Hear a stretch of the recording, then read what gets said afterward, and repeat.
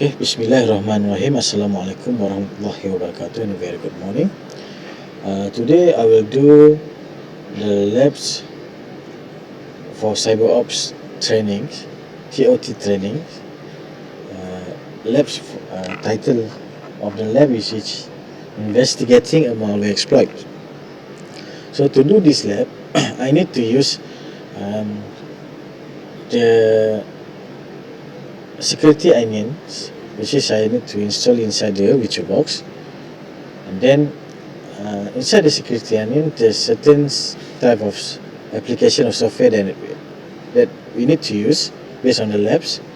Okay, as you can see, inside the labs there's 4 parts that we need to use. The first part, we need to use Kibana to learn about the malware exploit, and then the second part is we need to investigate the exploit with using SQL, and then the third part we need to use Y-Sharp to investigate an attacks, and the last part we need to examine exploit artifacts. So for the first video, okay, first we need to do the part 1, which is we need to use Kibana to learn about the malware exploit. Okay, inside the lab, after you log in the security onions, okay, first thing you need to identify, you need to make sure all the services inside the security onion are properly running. Okay, to see or to view all the services are properly running or not, first you need to open the terminal, and then you need to insert the command, which is using sudo show status. Okay, for this username and password you can find it inside the lab that already be given. Okay, as you can see here, all the services are properly running, all the services are okay. So after you identify the services are running, Kibana is properly running. Okay, for the part 1 we need to use Kibana. So double click the Kibana icon, which as you can see inside the desktop.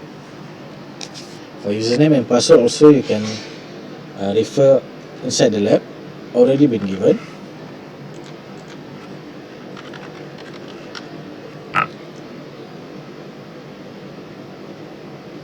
Okay, as you can see here, this is the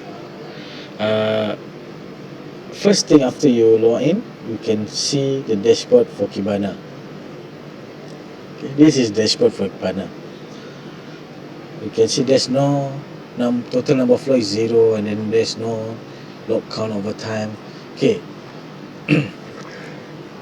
After you see the dashboard, you need to go to the lab.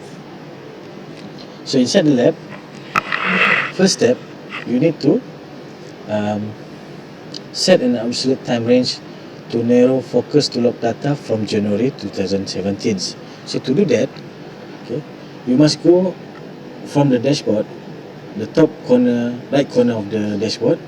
You can see this info, which is last 24 hours. You just click this one, and then at the time range, you pick absolute, and then you can choose the time frame that you need. Based on the lab, you need to go to the January 2017. So from January 2017, for me, I will choose the time range will be 1 month. So I will start from 1st January until 31st January. So the time range will be 1 month.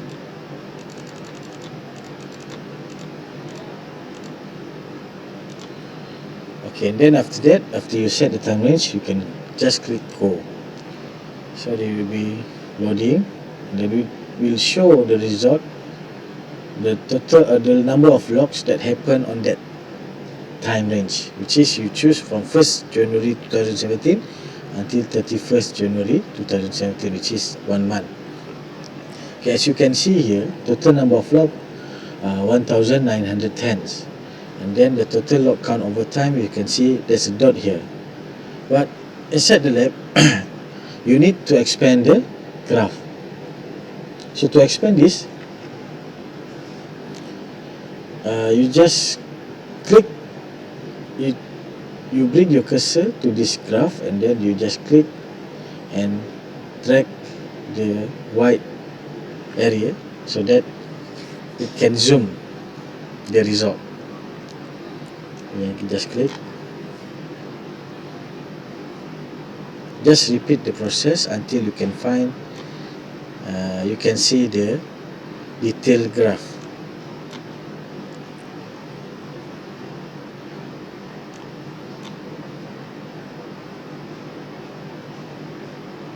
Okay. As you can see here, it shows the graph. So I want to go more details, so I just zoom in the graph. You can see here timestamp per 5 seconds, means you can see the graph shows more details.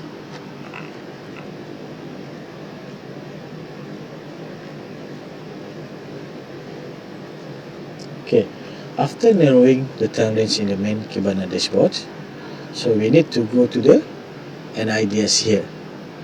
On the left side, under alert data, we need to choose NIDS. Okay, this is based on the lab instructions. So you need to go to NIDS. NIDS stands for Network Intrusion Detection Systems.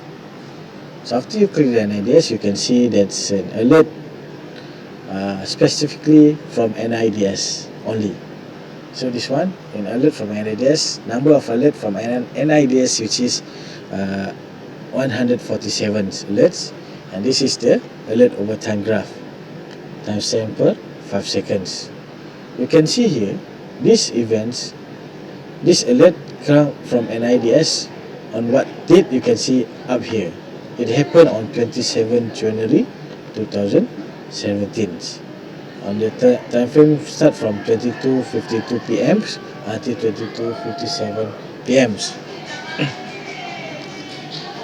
So inside the lab, you need to zoom in the alert over time here. You just zoom in until the graph shows more details per second. Okay, so inside the lab, you need to click the first event that happened on the graph here. So just click, and then we'll go more details. So at that time, the number of alert will be 35, and then the graph will be happen like this. So referring to the labs, you need to go to the NIDS alerts. NIDS alert. So to go to the NIDS alert, you need to scroll down until you find the section for NIDS alert, which is here, NIDS alert. Okay, inside NIDS alert, so you can see number of alerts happen here. The alerts are arranged by time, so you can see the time arranged by time. So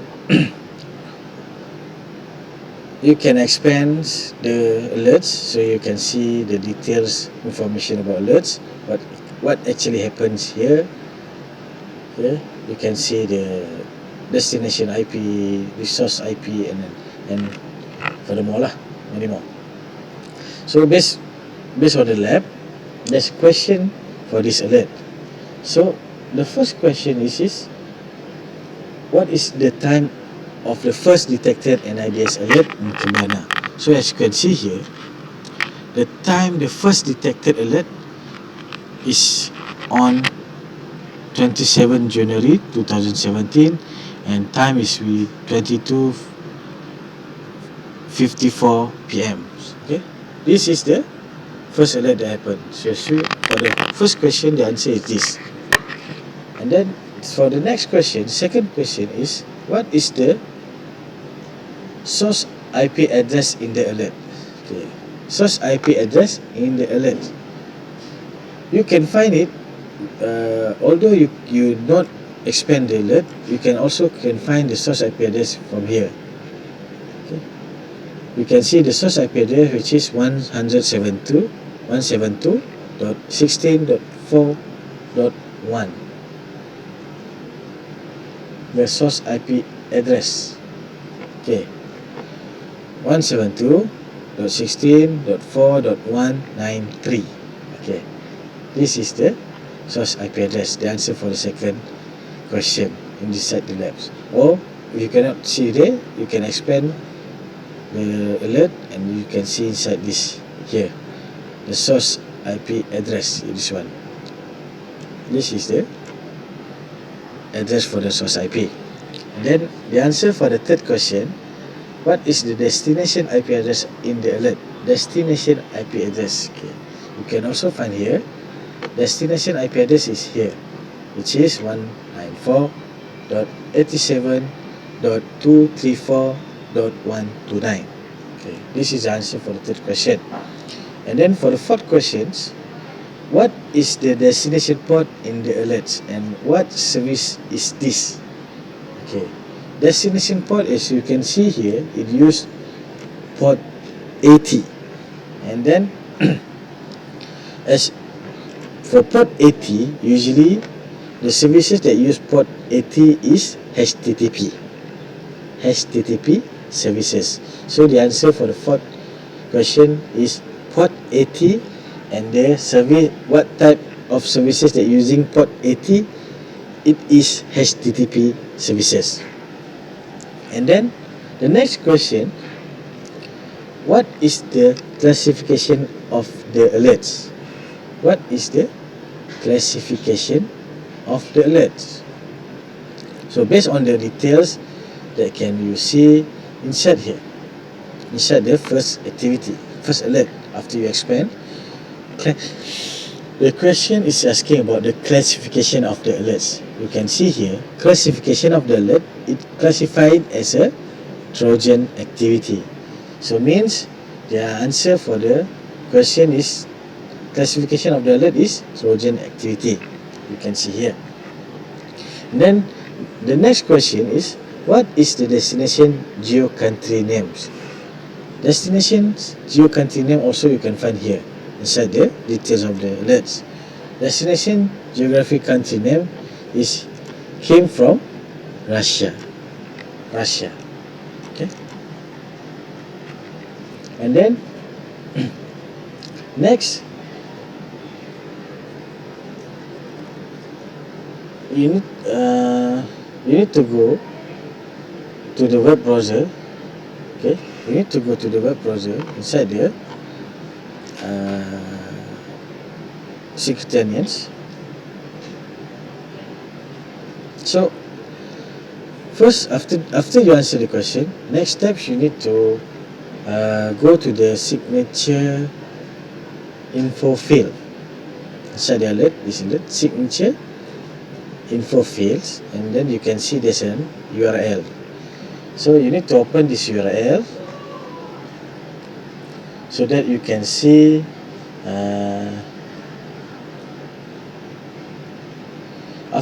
if you open this link, it will take you to the emerging threats not alert rule for the exploit. There are a series of rules shown here.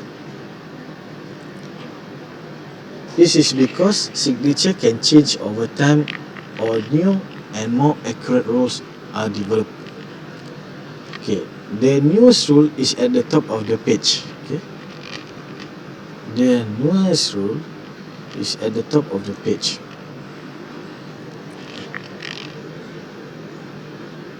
So you need to examine this one. Okay, so this is the newest rule. You need to examine this, and then after that you need to answer the question inside the labs. So the first question inside the lab is, what is the malware family for this event? So malware family for this event. Okay, based on the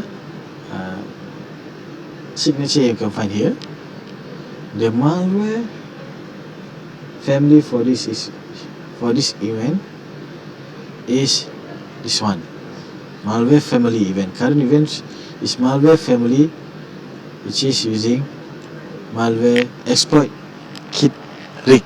Okay, the malware family is exploit kit rig. And then the next question is, what is the severity of the exploit? What is the severity of the exploits? So from this signature, so you can find signature severity is major. Okay. The signature severity is major. And then the third question is, what is an exploit kit? What is an exploit kit?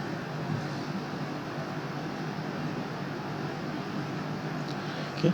What is an exploit kit? Search on the internet to answer this question. So what is the exploit kit? So to find the answer, you need to open the web browser. Sorry. Just open the web browser and then search. What is exploit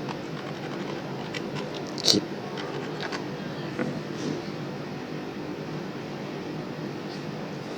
So you can say exploit kit is an exploit that uses multiple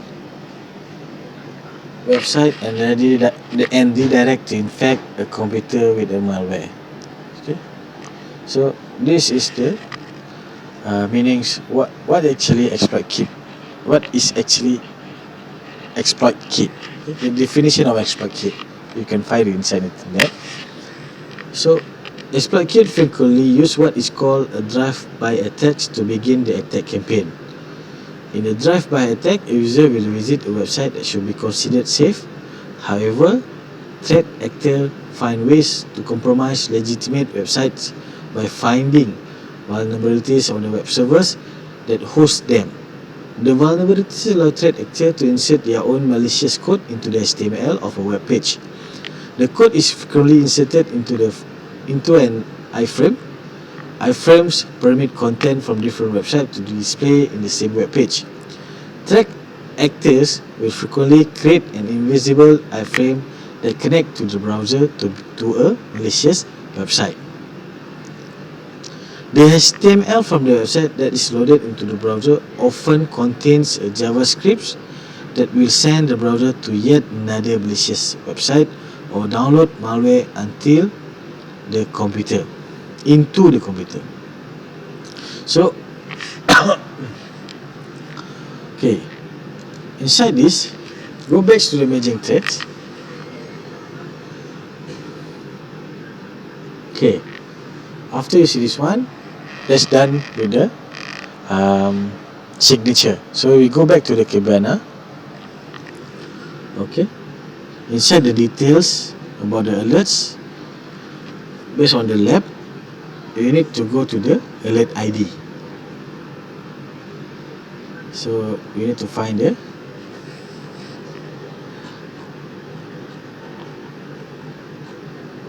alert ID. Okay, this one, alert ID. This is the alert ID. So you need to click this alert ID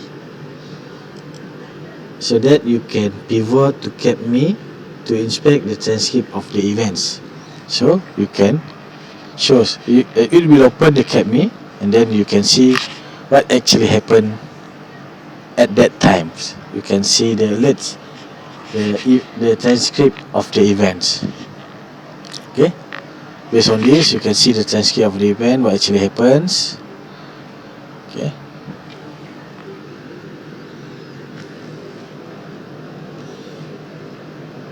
Okay, in the CapMe window, you can see the transcript from the sessions. It shows the transaction between the source computer and the destination that accessed by the source.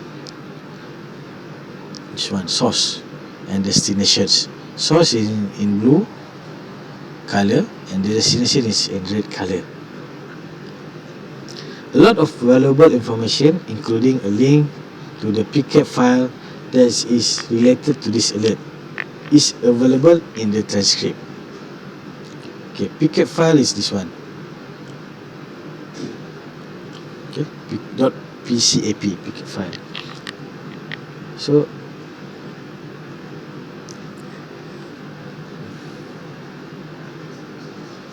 the requested file is this one, detected gzip encodings, and then the timestamp is here.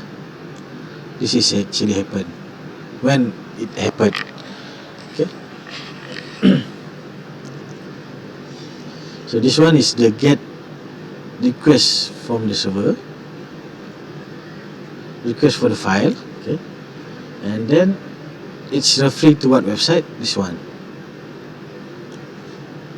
shows that some suspicious event happened actually. Okay, so as you can see here, okay, this is the request from the source to the destination web server. Note that two URL are listed in this block. There are two URL are listed in this block. The first tag as a source referrer. Okay, this one is being tagged by as a source referrer. This is the website that source computer first accessed. However, the server refer browser to the HTTP GET request to the source host. This one. Something in the HTML sent to the source to this site. It looked like this could be a drive-by attack. Okay. It looked like this could be a drive-by attacks. Okay. So inside the lab, there's a question. The first about this. So the question asks, what website did the user intend to connect to? Okay, the user intend to connect to, the website that the user intend to connect to is www.homeimprovement.com. Okay, the user intend to connect to this website, homeimprovement.com. So the second question is, what URL did the browser refer the user to? So the browser refer the user to this website, which is tyu.benme.com. So the user will be redirect to this website. So the next question is, what kind of content is requested by the source host from tyu.benme.com? Why could this be a problem? Okay, so the answer is the content is shown as gzip file. Okay, the content is shown as gzip. This could be a malware file that has been requested for download. It is probably a malware file because it is compressed. The content of the file are obfuscated. It is not easy to see what is in the file. Okay, so this event happens. There's maybe a malware inside it. Okay, after that, we need to close the CapMe browser based on the lab. And then from the top of NIDS alert dashboard, okay, from the top NIDS dashboard, you need to go to the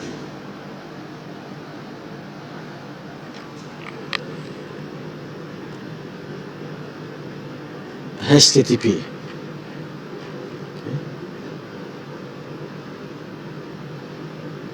You need to go to HTTP, this one.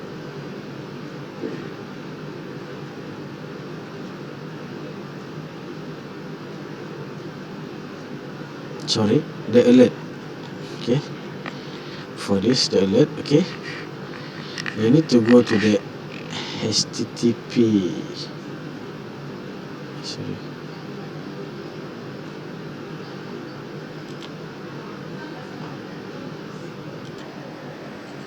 Okay, we continue. So inside the lab, after we close the CapMe browser, and then you need to go to the HTTP under Zik Hunting dashboard. Then click the HTTP. Okay, you can see there's a HTTP dashboard. Okay, you can see the log for HTTP is 13, and this is the graph log count over time, timestamp per 20 milliseconds. Okay, and then inside the lab, we need to change the timestamps. We need to make sure the timestamp is on 27 January. Okay, on 22:54 p.m. until 22:56.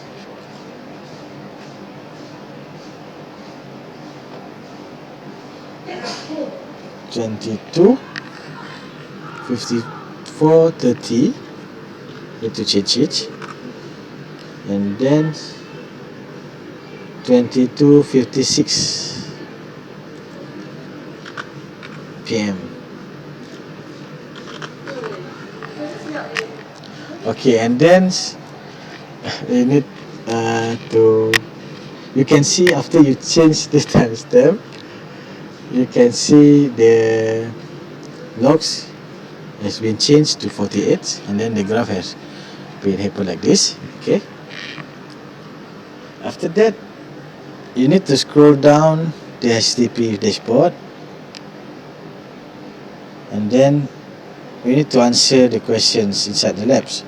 So the questions are, what are some of the websites that are listed? So inside the HTTP alerts, what are the websites that has been listed? Okay, this is the site that been listed as an alert log. As you can see, there's home improvement, and then tubinme.com, bing.com, Google Analytics.com, API block cipher anti report footprints DNS.com. So these are the website that been listed inside the alerts anti-sportsbill.com. Okay, these are the answer for the question inside the lab. So are some of the websites that are listed, and then we should know some of these websites from the transcripts that we read earlier. Not all the sites that are shown are part of the exploit campaign. Research the URL by searching for them on the internet. Do not, okay, you can open this website from the internet. Actually, what are these websites is all about? Okay, we try open one inside the website, the browser. Okay, you can see here. Okay, so okay, TubeNMe is for premium domain for sales. This one. Okay, and then Sportsbill, you can try open this one lah. So next question is, which of the site is likely part of the exploit campaign? So after you try to open all this website, okay, you need to identify which of the sites are likely part of the exploit campaigns. So which of the site is actually is an exploit website. So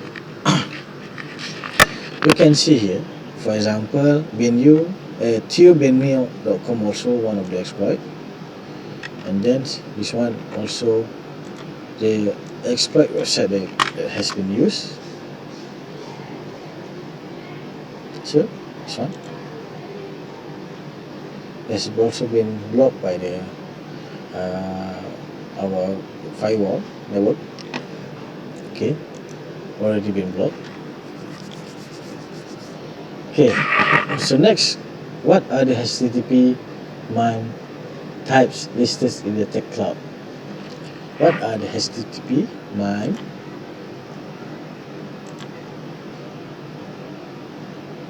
that are being listed in the tech cloud? Okay, So this one, HTTP MIME type, tag cloud. These are the type. Text HTML, image icon, text plain, image GIF, application JavaScript, application X of refresh, and text JSON. So this is the answer for the questions. So finish for part 1. Okay. So next we go to the part 2. Okay. We start to part 2 inside the lab. Part 2 is about investigate the exploit using SQL. So go back to your operating system, Scatanians, then you choose SQL. Double click the SQL, and then there's a Windows open. Okay, for this one, you need to insert the username and password. You can find the username and the password inside the lab.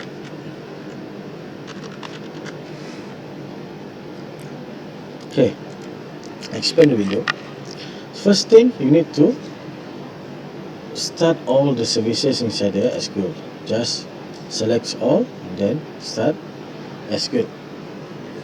Okay, then you can see the result is something like this. Okay.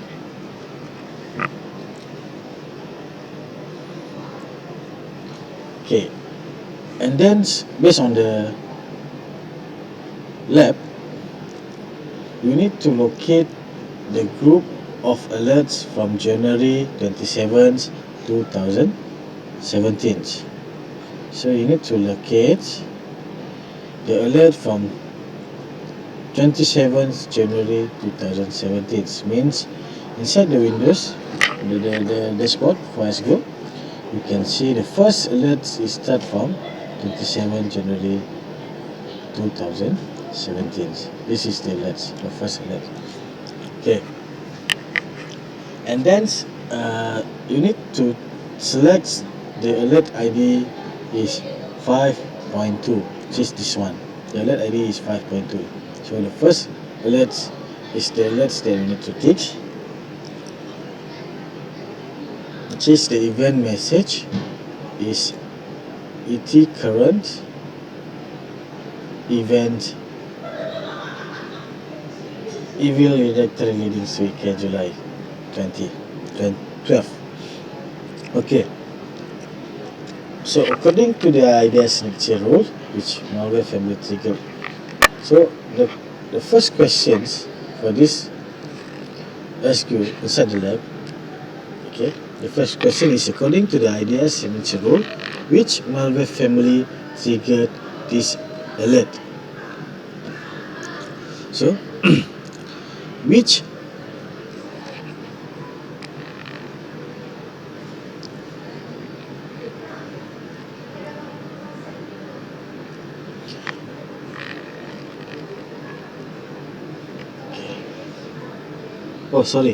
the first question is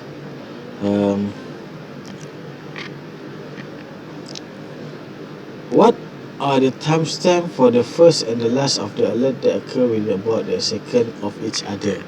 What are the first and the last of the alerts that occur? Timestamp between 22:54 until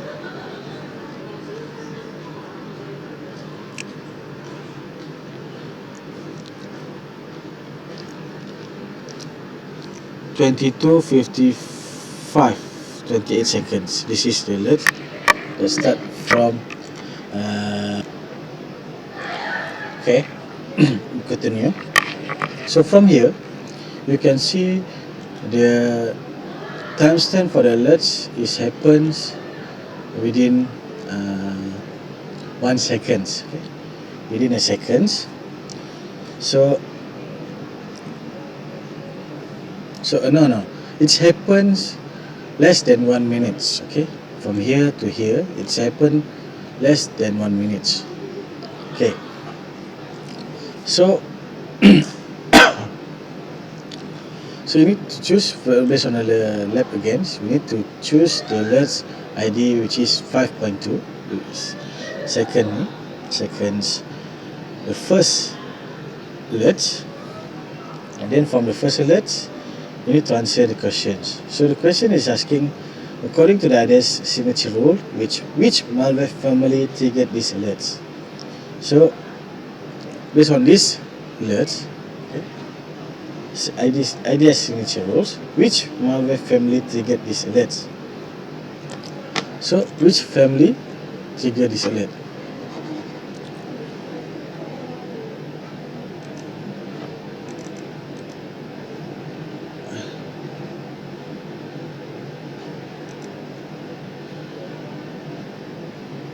Okay.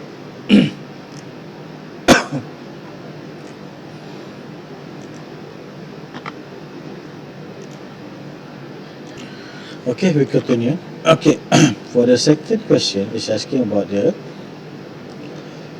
signature rules. So for the first events, we can find the signature rules inside here. First thing, you need to tick the show rules, show packets data and show rules informations. So from here you can see, sorry, to explain more. And then okay, from here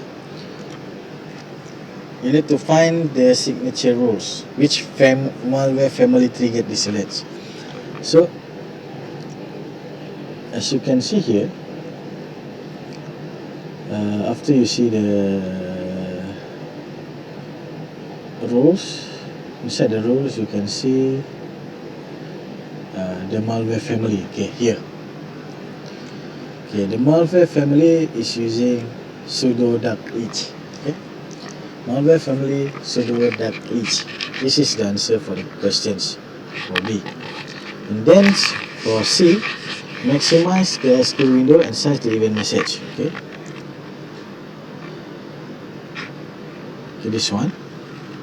And then the question is about, according to the event message in SQL, according to the event message in SQL,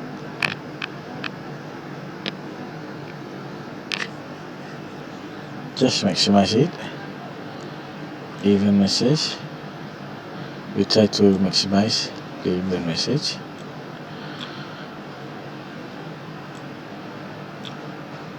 Okay.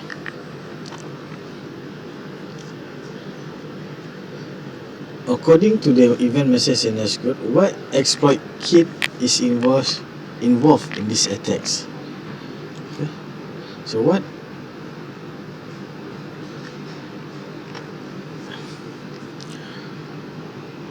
exploit kit is involved in this attack? Exploit kit, okay? So exploit kit that been used in this attack, which is okay, the attacks happen between this one and this one. So the exploit kit involved is using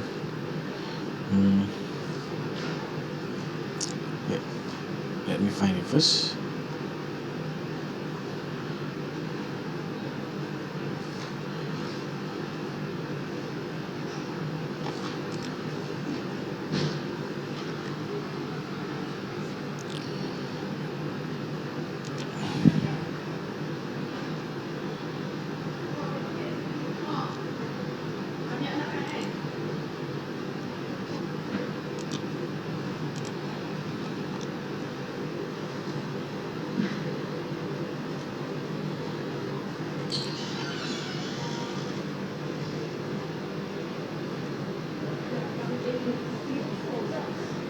Okay, you need to find it here based on the event message.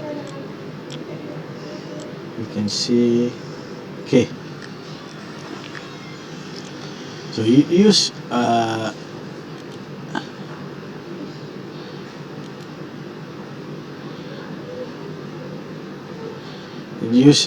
RIGEK exploit. Okay, you can see here it use RIGEK lah, RIGEK exploit kit. So based on the event message, on the event that alert that you receive for that event, it use events rig exploit. Okay.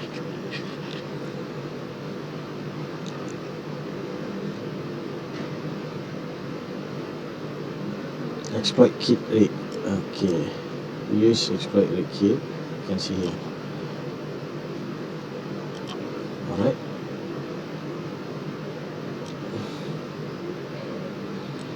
Okay, so the answer is rig exploit. And then the next question is what other information is provided regarding the type and name of the malware involved? Okay, time and malware involved. So inside this event message, you can find the answer. The types and name of the malware involved is this one. You use ransomware or Kerber. Yes, Trojan, ransomware or Kerber. From here, from event message, you can find the answer. Okay, and then by looking at the alerts, okay, what is the basic vector of this attack? How did the attack take place? Okay, so based on this event message, the attack seems to have taken place by visiting malicious website. Okay. By visiting malicious software, the attack seems to have taken place by visiting malicious web page. Okay. Okay. So we go back to the lab, and then by referring the step 3 for part 2, by viewing transcript of events. So to view the transcript of event, so the lab wants us to view the transcript of the event on the alert ID of 52. So you need to right click of the events, then we need to shows the transcript of the events. So you can see here, this is the transcript of the events ID for 5.2.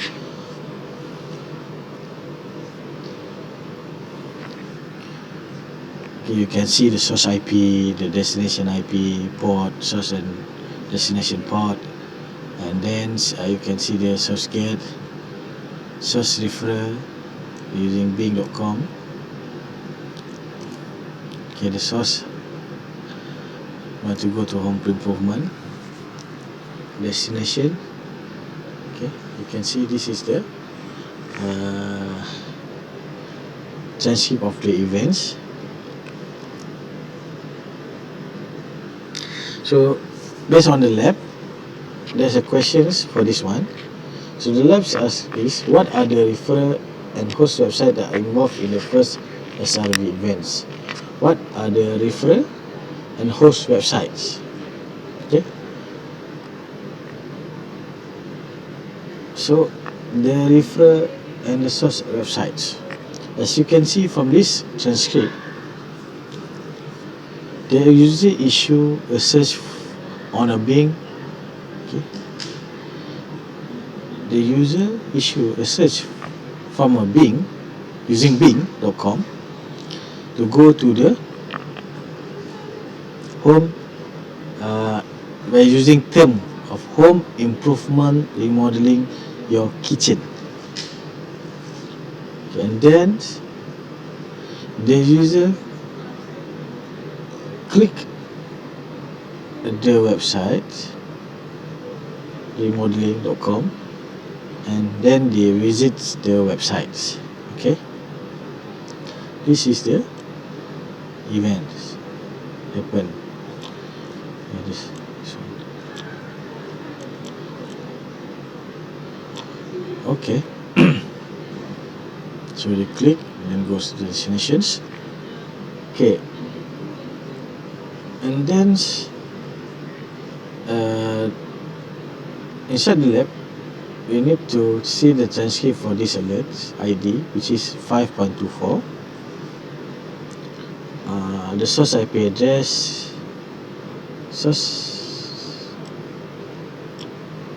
destination source. Okay, the source IP address is 129.59.160.143.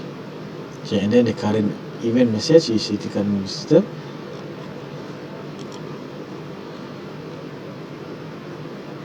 Redirectory leading to AK match. Okay, and then you need to see the transcript. Click see the transcript. Okay, so from the lab there's a question: what kind of request was involved for this alert? What kind of request was involved for this alert? Okay, this one it used HTTP 1-to-1 request. Yes, we use request is HTTP 1.1 get request. Okay. This one using get HTTP 1.1 request. Okay, so the next question is, were any file requested? What type of file that it requested? So the name of the file is tle_js.js. This is the file that has been requested inside of this path. Okay, the file name is this one. Okay, and then the next question is, what is the URL for the referrer and the host website? Referrer and the host, the URL. Okay, the referrer website was http homeimprovement.com/remodelingyourkitchencabinet.html, and the host website was this one. The host website is retrotip.visionurbana.com.ve. Okay, next question is, how the content encoded? How the content encoded? The content encoded using this one,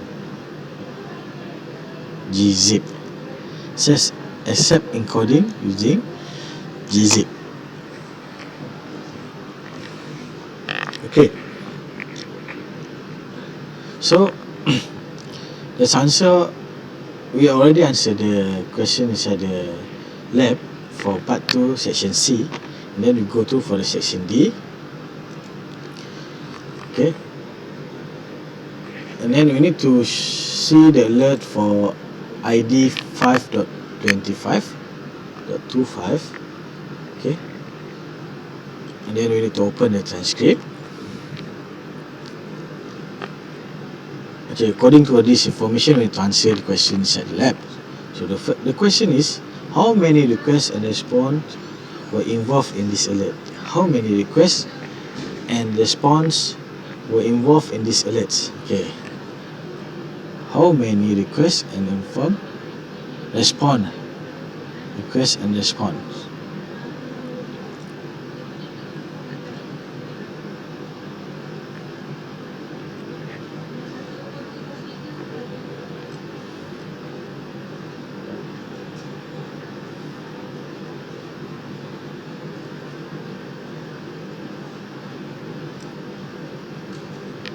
Okay, based on this transcript informations, okay,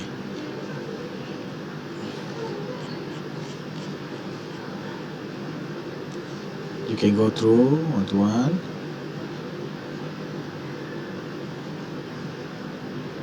Okay, so using HTTP GET. Wait, you can see for 1, 2,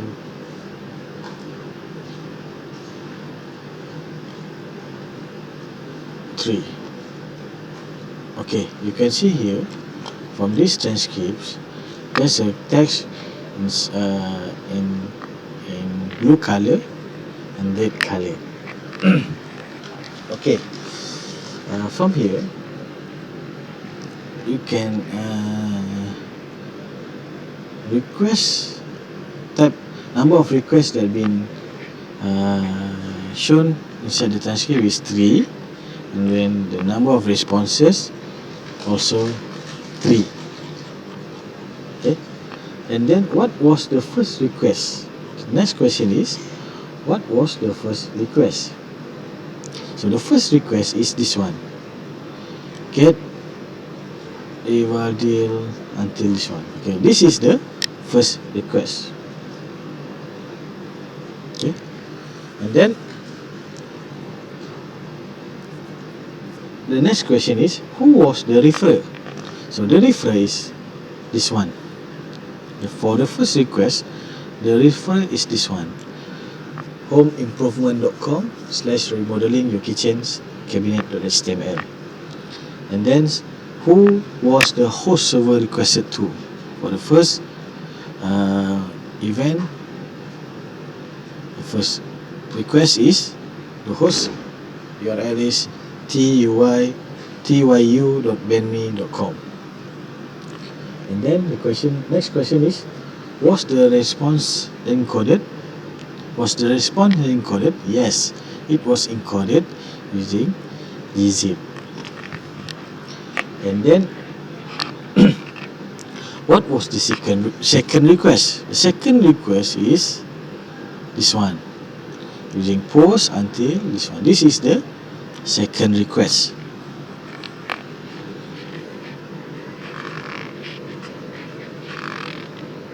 Okay, and then who was the host server request to? The host server request to is this one, tyu.bandme.com. And then was the response encoded? Yes, it was encoded using gzip. And then what was the third request? The third request is, you scroll down until you find the blue text.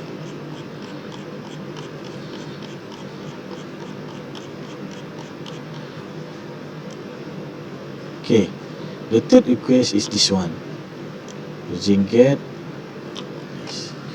cmonkey.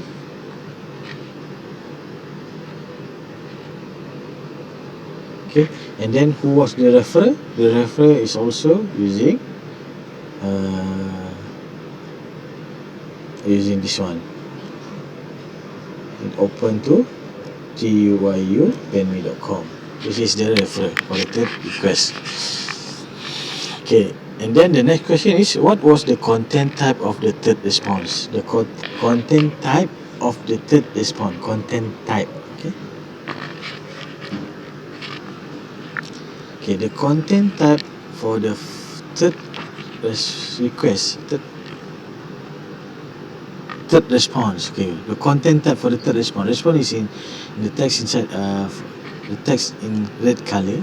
The content type is using application/x-shockwave-flash. This is the content type for the third responses. Bear in mind, okay, you need to know for request, the color inside the transcript will be in blue, and then for responses will be in red color. So next question is, what were the first 3 characters of the data in the response? The data. What were the first 3 characters of the data in the response? Okay. First character of data in the response.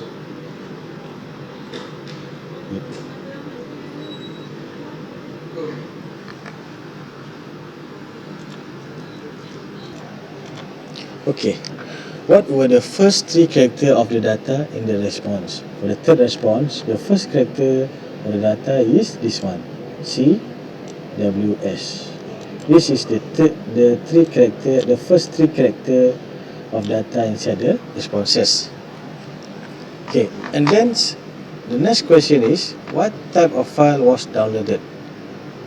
What application uses this type of files? Okay, what type of file was downloaded?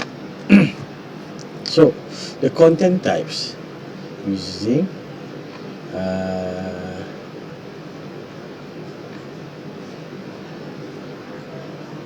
based on this transcript, you can see using it uses shockwave file. Okay. So the contents.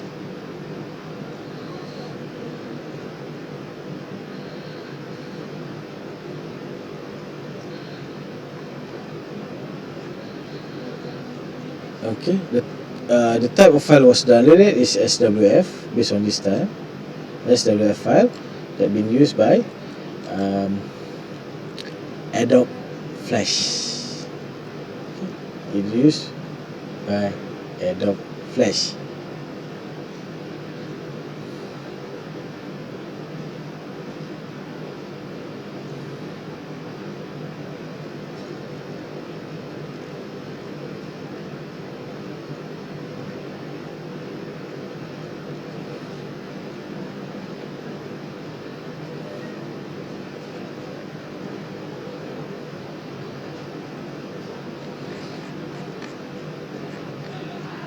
Okay. Okay. Finish for part 2.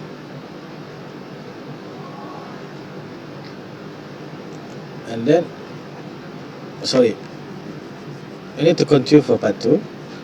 So at the same alerts, we need to right click the same alerts ID, which is 5.25, and then you need to open the network miner. Okay, you need to open the network miner. So you can see here it has been saved. There's 3 files inside the network miner. Okay, 2 HTML file,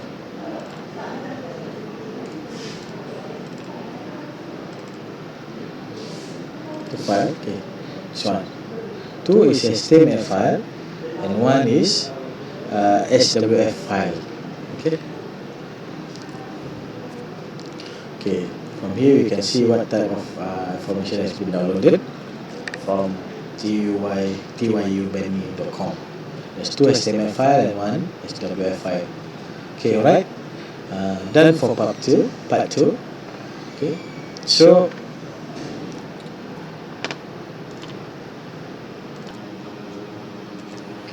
okay, we continue with part 3. Okay, for part 3 in this lab, we need to use Wireshark to investigate an attacks. So by using SQL, in lab we need to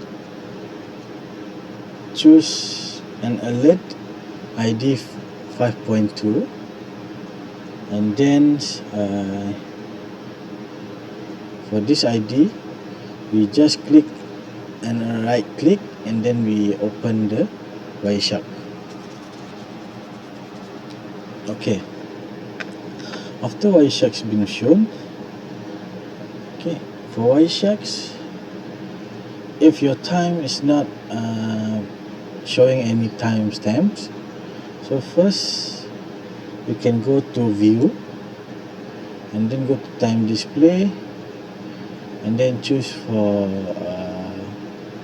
date and time of the day, and then after that you go back to view again, and then choose second. So then your Wireshark's details times will show also the timestamp, date and timestamp for each of every packet that it receive. Okay, so in lab, for second steps part 3, we need to use the HTTP request to display filter to filter for web requests only. Okay, so you need to use HTTP request to display filter to filter for web requests only. Okay, inside Wireshark, under URL column, you just type HTTP underscore no, sorry, http dot request. Okay, and then click apply. Then it will filter all the it will filter and show only web requests. Okay. So this is example of the web request for the alert. And then you need to choose the first packet, and then we can see there's several amount of information for the first packet, and then we can expand all the information here. Okay, you can see many type of information for this packet, first packet. Okay, and then you need to refer the web and answer the questions. So the question for these steps: what website directed the user to the homeimprovement.com website? So for this first alerts, we need to find what are the website that user have used to go to the home improvement. So inside hypertext transfer protocol, we expand the hypertext transfer protocol. Then you can see here the refer. Okay, and then you can see the user use bing.com to search the home improvement website. Okay. Okay, done for step 2. For next step, for step 3, we need to view HTTP objects. Okay. To view HTTP objects, first you need to go to file, and then export object, and choose HTTP.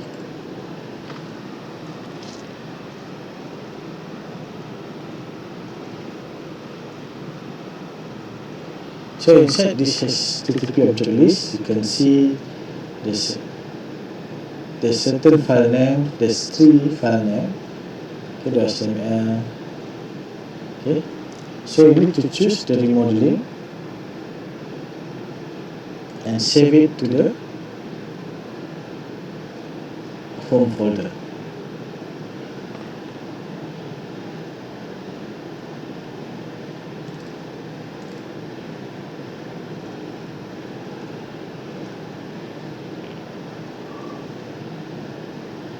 Okay, home folder, then save. Then close the Wireshark. Okay, and then inside the SQL, choose the alert number ID, which is 5.24, and then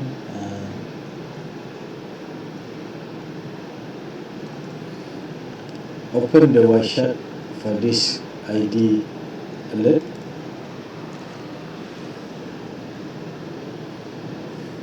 Okay, then apply HTTP request.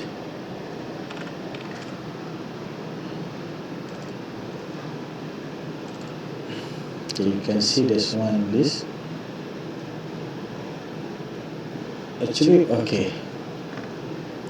So what are the functions for HTTP requests? So HTTP request is to list a JavaScript file. As you can see here, it lists a JavaScript file names tle_js.js. This one you can see from here. It lists JavaScript file named tle_js. So from here you can answer this. There's a question inside the lab. The question is, what is the host server? Okay, what is the host server?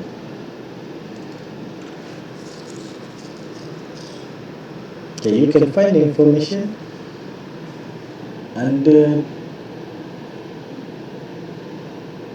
under you can find the information under hypertext transfer protocol. You expand the hypertext transfer protocol and you can see the information here. Okay, the question is about what is the host server. So from here you can find the answer. The host server is retrotype-urbana.com.pe. So this is the address for the host server.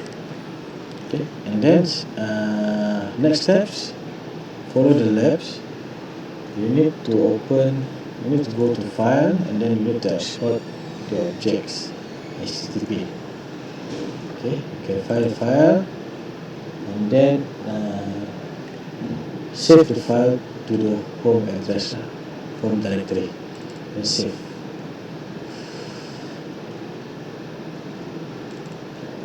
Save.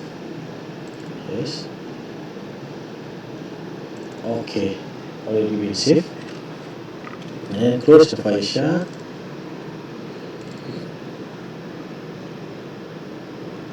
Okay, then you go to the next alert ID, which is 5.25, where you need to follow the labs, and then open the Wireshark for this alert. Same step.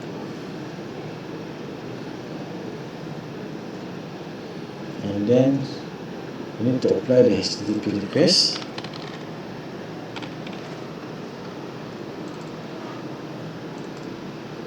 And you can find the HTTP request. So you can see here there's 3 get post and get requests that we looked at earlier. Okay.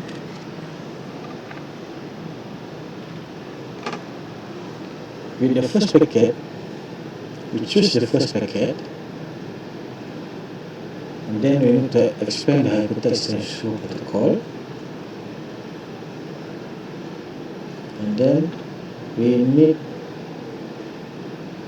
to highlight the host, and then right click it and choose apply as column to add the host information to the packet list column. Okay, you can see here host.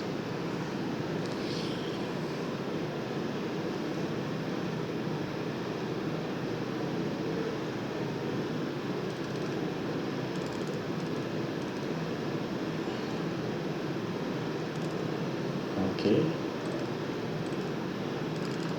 Alright, and then we expand it so you can see the host name here.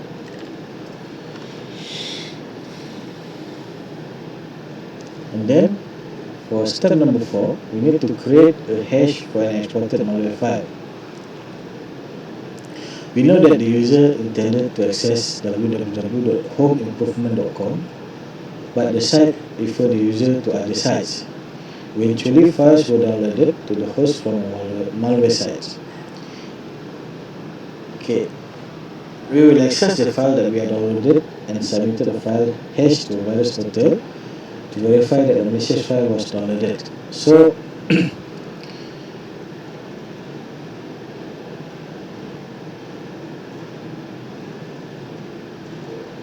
inside this Wireshark, okay, we go to file, and then we go to export object,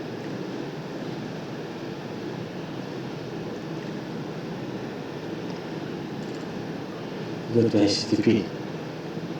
You can see the list of file, and then we need to save the 2 text or HTML files and the application XOR files. You need to save these 2 text HTML file and also flash file. So you just save all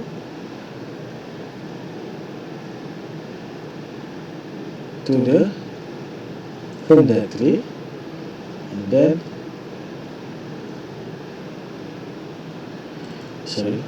just save one, save, okay, then this one also save, and then save, this one also save, okay. After that, now you know that you have already saved 3 files to your home folder. We need to test it if one of the file match a non-hash value for malware at virustotal.com.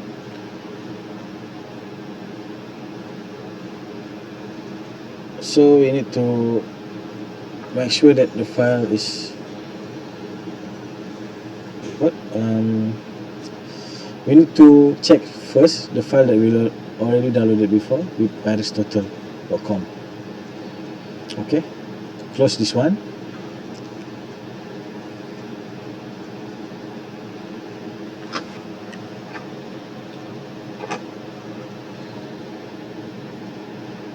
Okay, we need to open the terminal.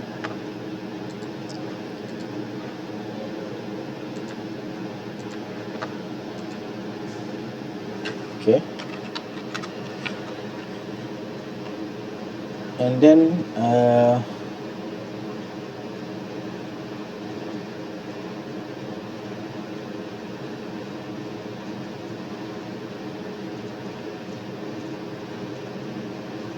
I need to use command ls-l to check the file.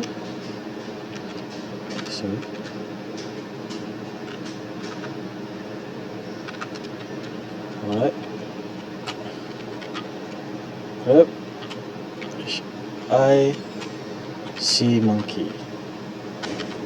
Why do we need to use cmonkey? Because we know that the word cmonkey near the beginning of the long file name has been used, so that's why you need to filter out the file name with the pattern of using cmonkey.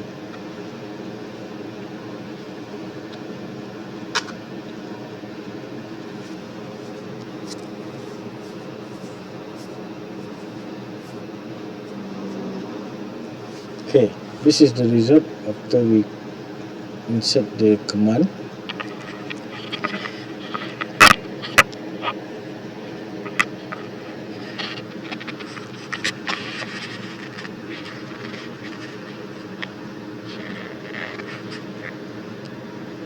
So we need to generate SHA1 hash file for the cmonkey flash file by using command SHA1 sum.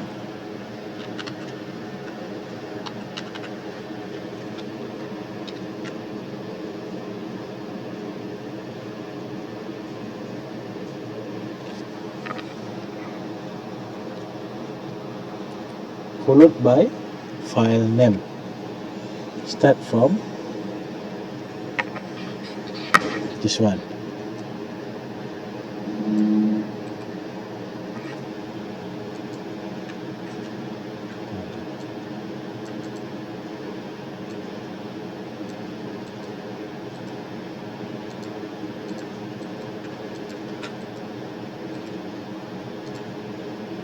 Okay. This is the result after you key in the file, the command. Sorry.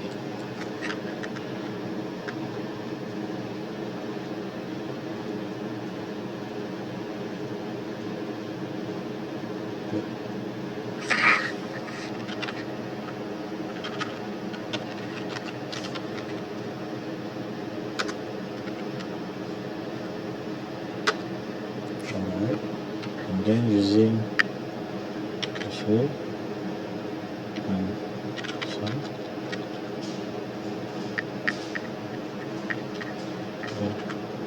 Oh, sorry.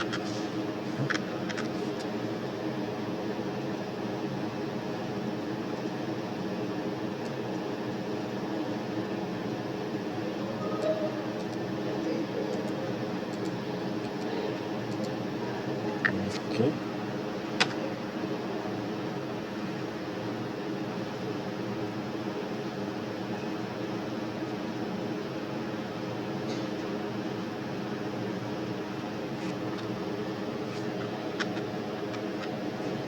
sorry. Okay, we go back again. This one, and then we just type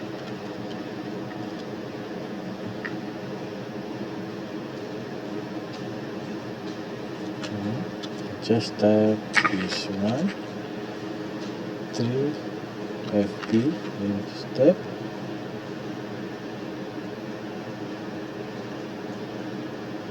and then press enter. Okay, it will fill all the remaining character. So you need to copy the hash value here. First we need to highlight it, and then just copy.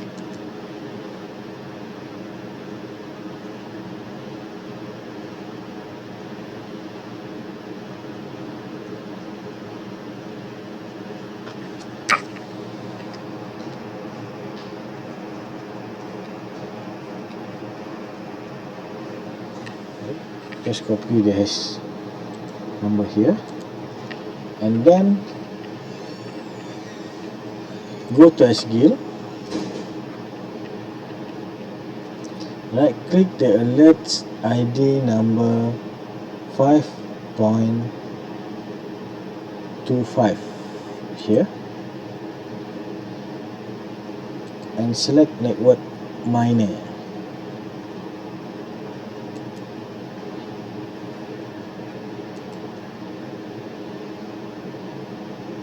Okay, and then over here we need to select to the file,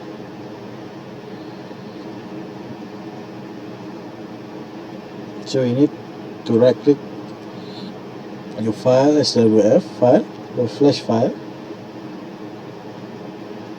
then you need to calculate the MB file. This is if you want to find the hash file using network miner.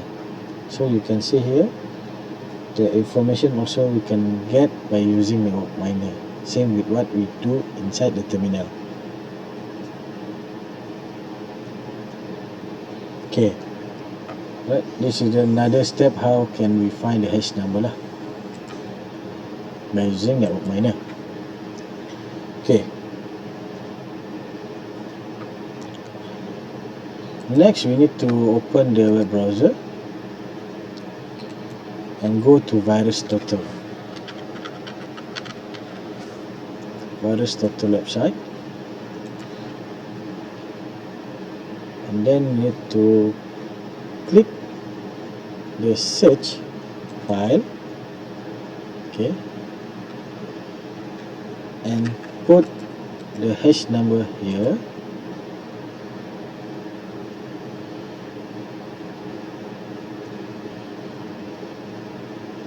and click enter.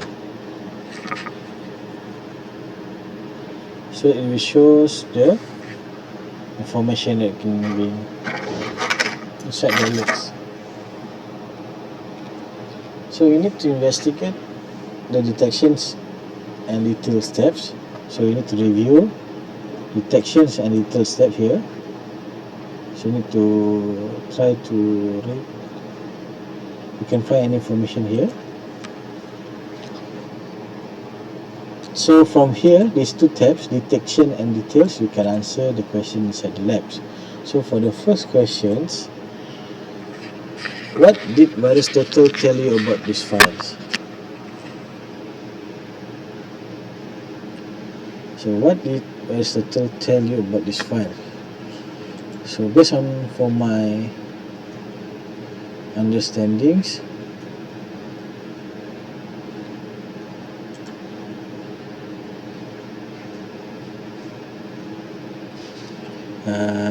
the SWF file is part of the RIG-EK. It's part of the RIG-EK exploit kit. 32 of 55 antivirus programs have rules that identify the hash, this hash as coming from a malware file.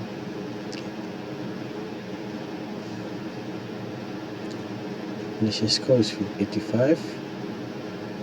Malware score is 100%. So it's a malware file.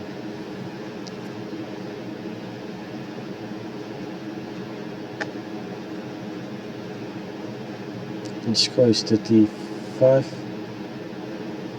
It's got 35 of 60 antivirus. Okay.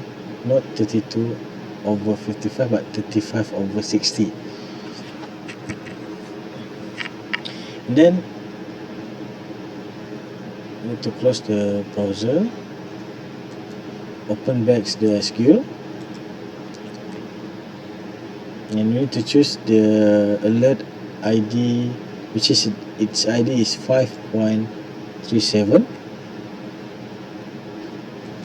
And then we need to open the Wiresharks. And then we need to examine the HTTP request. So type HTTP request and then apply. Okay. Alright. From here you need to answer the question inside the labs. So the question are there any similarities to the earlier alerts? Are there any similarities to the previous alert? Yes. This alert shows get, post, and get request to the tyu.benme.com. Same with the previous alert. And then next question is, are the files similar? Do you see any differences? The file is similar, yes. The two hashes match even though the file name are different. So the two hashes are similar even though the file names are different. Okay, to see the hash, you can go to the SQL, new miner. Let's try to see the hash file. Oops, sorry. File SWF. Yes, the hash file is same with previous file, although the name is different. So next question is,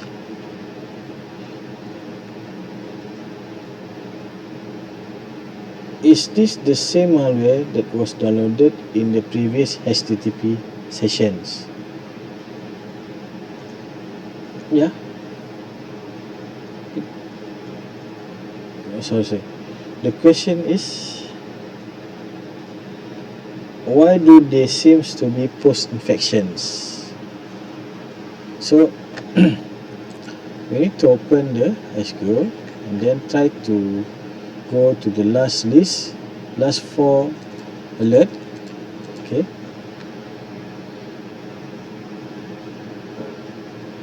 So why do they seems to be post-infections? Why?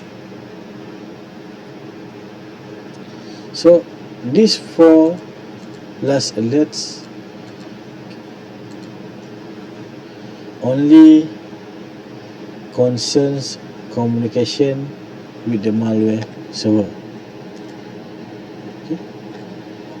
It's concern for communication between malware server.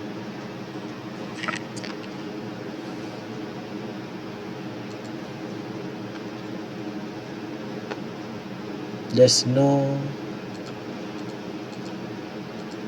details about attacks.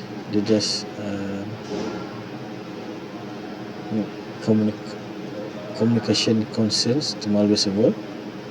And then for next question is, what is interesting about first alert and the last 4 alert in the series? First alert in the last 4. So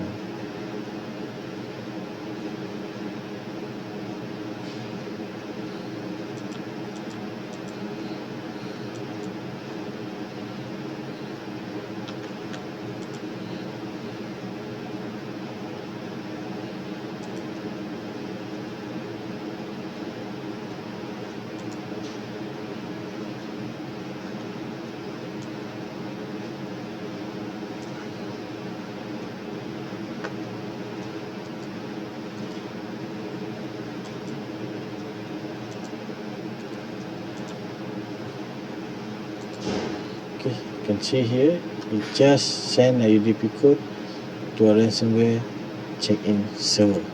Okay, it just send UDP code to the ransomware check-in server.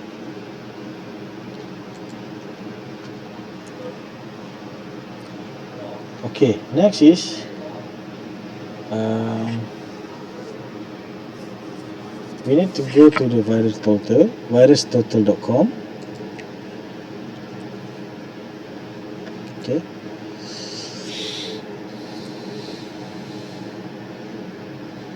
and do a URL search. Okay, we need to go to the URL search and do URL search.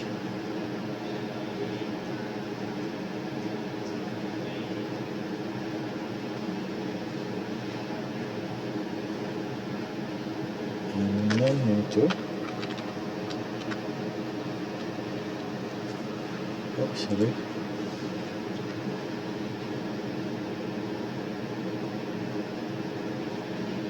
find the domain. Okay, from that text.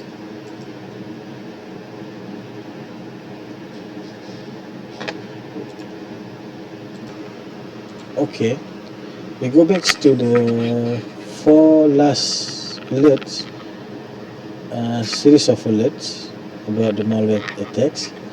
You can see here from attacks alert ID number 5.2 until 5.78 is the malicious attacks. So from here, okay, we can see that there's a UDP code to a ransomware check-in server.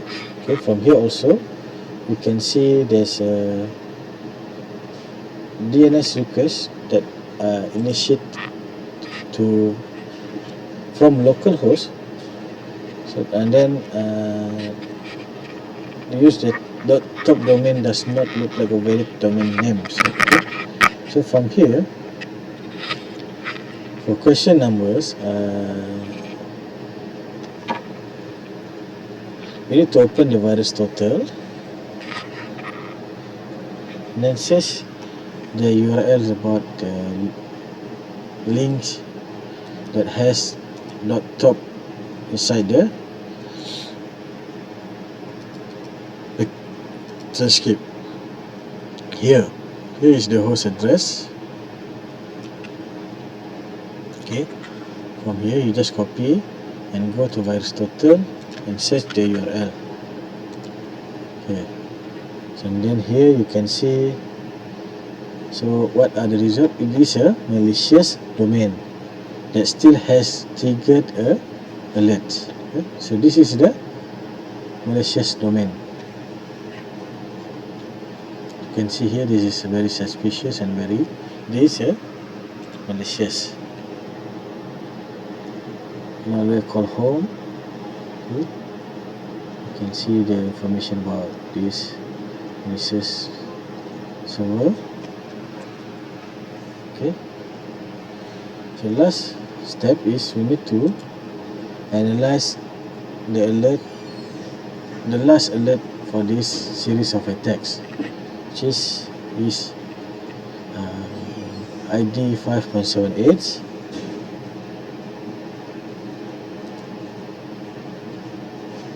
So you need to go to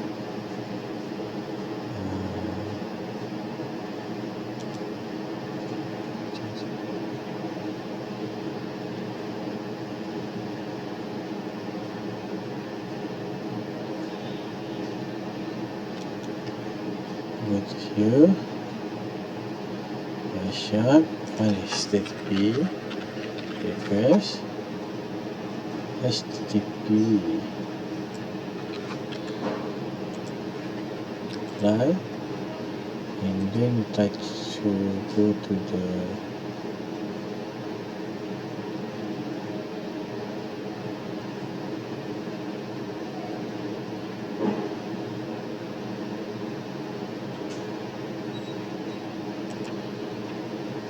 here.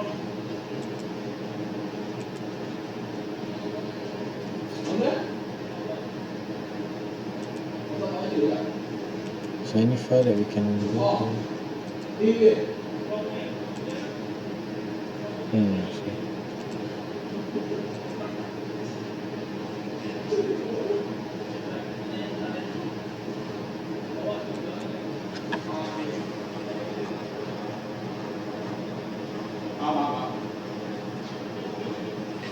So we need to go to file shop, file, export object, HTTP. Oh, this is the file. Okay, this is the file that we need to save.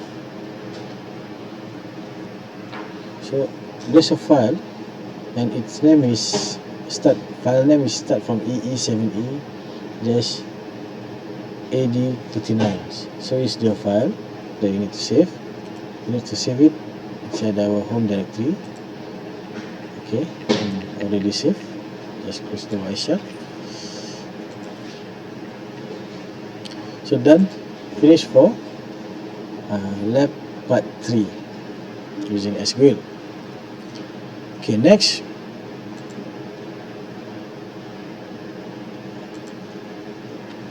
we will go to the last part for this lab, which is part 4, examine, exploit artifacts.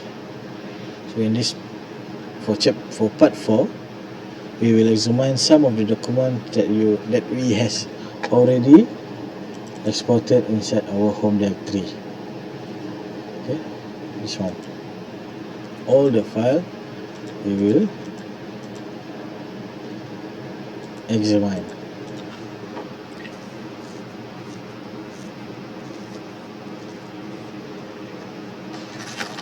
So first,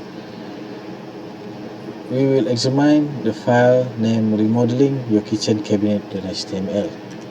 Just double click it and it will open.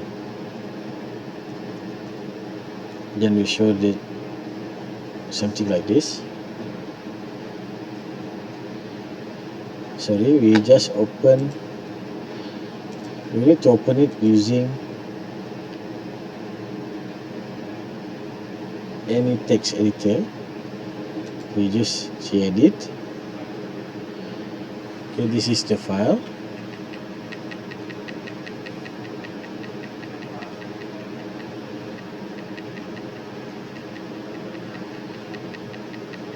So from this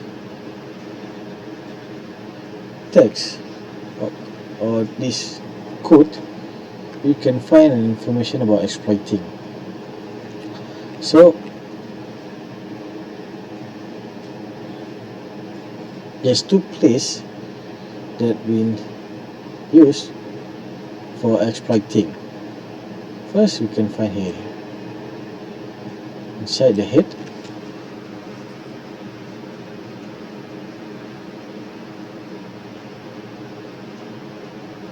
So this is one of the part of the drive-by attacks that started the exploit. Okay, and then the second one is a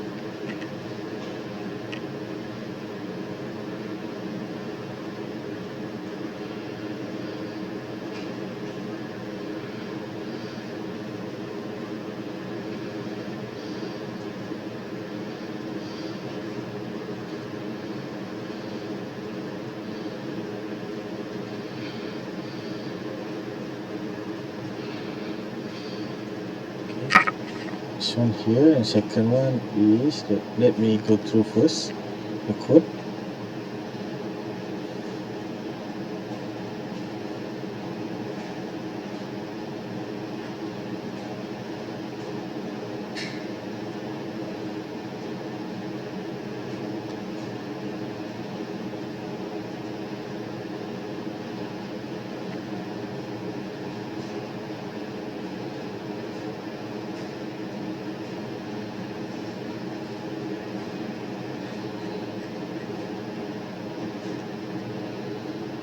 Okay, set here from the first one.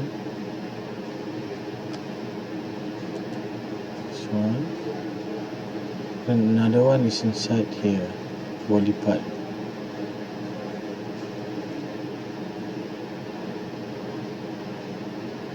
Go to this one. Yes, inside the body. The link that it shows is to tyu.bedme.com. Okay, this is the proof that this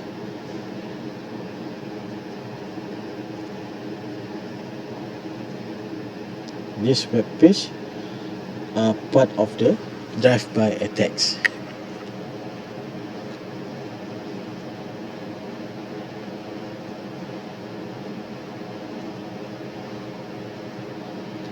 Okay, next we try open the second file, which is tle_js.js, and open it using any editors that you want. I use Gedit. Okay, in this way, just examine these informations.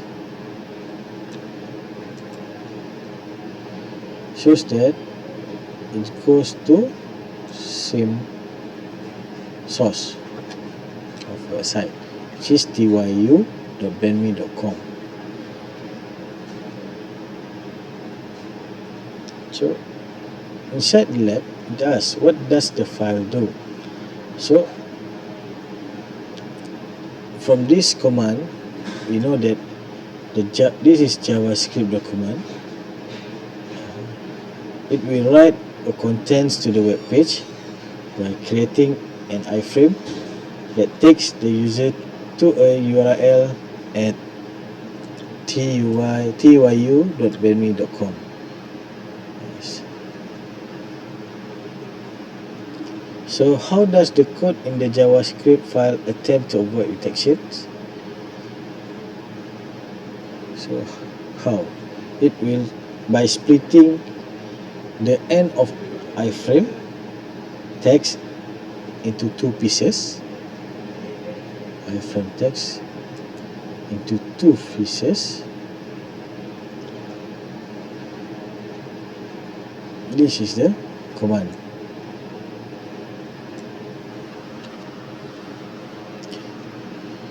By using this code, it shows that it split the end iframe tag into two pieces.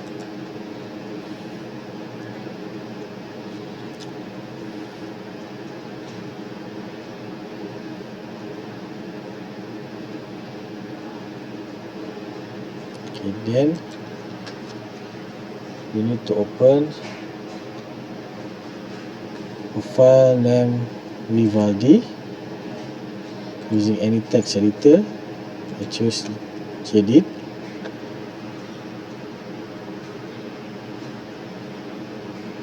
So from here we know this is an HTML file, HTML web page. So iframe that we use has been hidden. The iframe that we use is hidden. Okay, visibility is hidden. Then it calls the use start function. So you can see here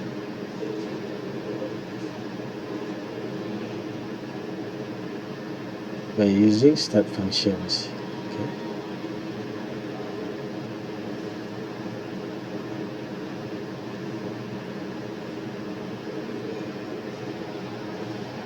So what are the functions of this start? It creates an HTML form and submit the variable normal URL through post, and then the normal URL variable equals a URL at tyu.bedme.com. So wait, let me show you. Okay, this one. The normal URL equal to http to me. Okay, So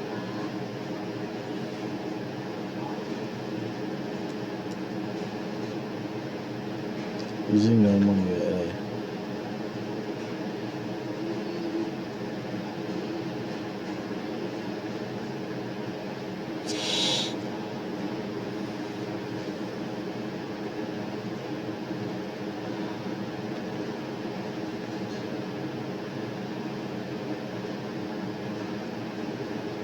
This is a function of start.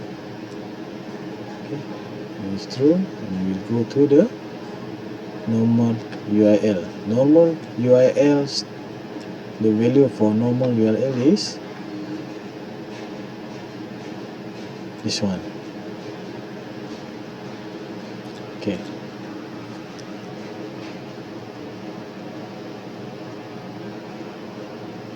So what are the purpose of the get browser functions?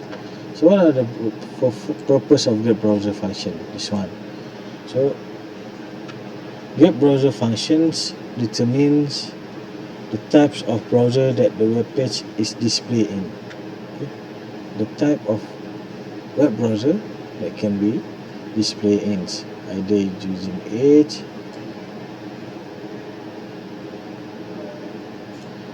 platform. Okay.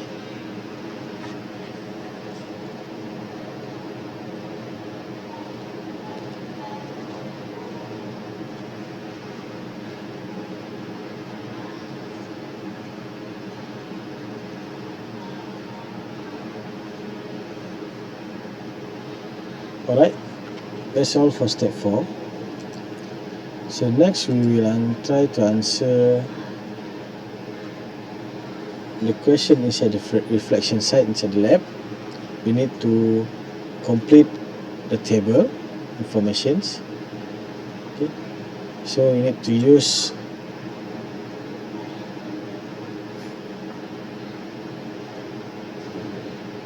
find information about exploit kit.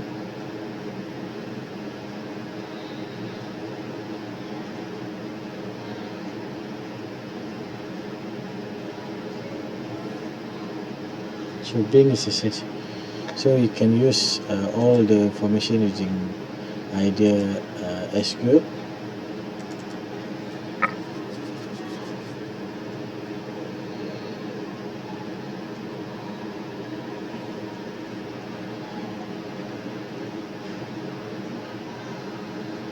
So lastly, to end my video, as you can see here, inside this security onion operating system, we can see there's certain number of tools that we can use to identify, to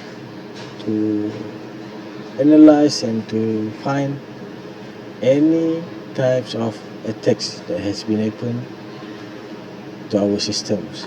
We can use Kibana to view any alerts, and then from these alerts we can analyze it using SQL. From SQL we can further analyze it by using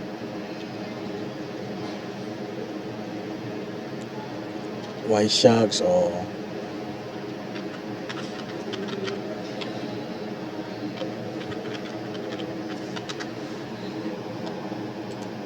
sorry.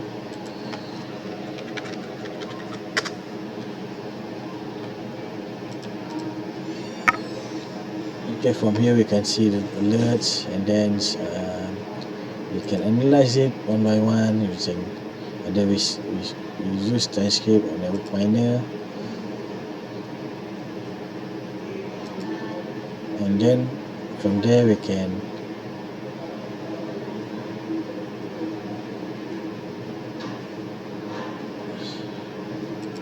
this one I just want to show picket file, and then many more. So if you want to identify any attacks, malware or malicious attacks, we can use this type of tools inside the security onions. So that's all from me. Thank you very much, and I hope we can see you next time. Thank you.